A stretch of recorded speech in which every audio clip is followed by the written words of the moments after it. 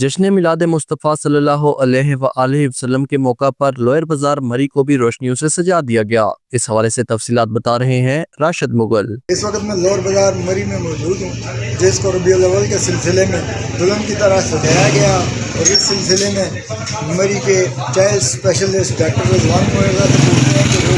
ربیع الاول کے حوالے سے کیا کہتے ہیں۔ کوئی شک نہیں کہ یہ ایام تمام عالم اسلام کے لیے انتہائی مسرت و خوشی کی ہیں کہ اسی دن 12 ربیع الاول کو آمد مصطفیٰ ہوئی، اور اس سلسلے میں تمام مذاہب، تمام فقہی جتنے بھی فقہ ہیں سے تعلق والے لوگ ہیں، سب اس خوشی میں شامل ہیں، اور بازاروں کو، گھروں کو جھنڈیوں سے، روشنیوں سے سجایا جا رہا ہے۔ اور ہاں، خوشی کیوں نہ ہو کہ وہ اس کائنات کو خدا تعالیٰ نے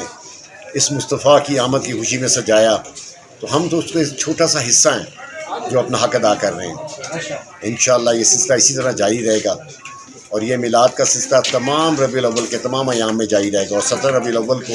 اہل تشیع اور اہل سنت اور دیگر ہمارے ساتھی سب مل کر ایک بڑا میلاد کریں گے۔ جتنے مسلمان ہیں، ہر مسلمان کو جشن عید میلاد النبی منانی چاہیے، اور تا قیامت تک ہمیں اپنے محبت کا اظہار حضور پاک صلی اللہ علیہ وسلم سے اسی طرح منانا چاہیے۔ اور میں انتظامیہ سے گزارش کرتا ہوں کہ وہ جتنے بھی سرکاری ادارے ہیں ان کو جشن عید میلاد النبی کا دلہن کی طرح سجانا چاہیے، جس طرح لوئر بازار مچھی منڈی کو لوئر بازار کے تاجران نے سجایا گیا ہے۔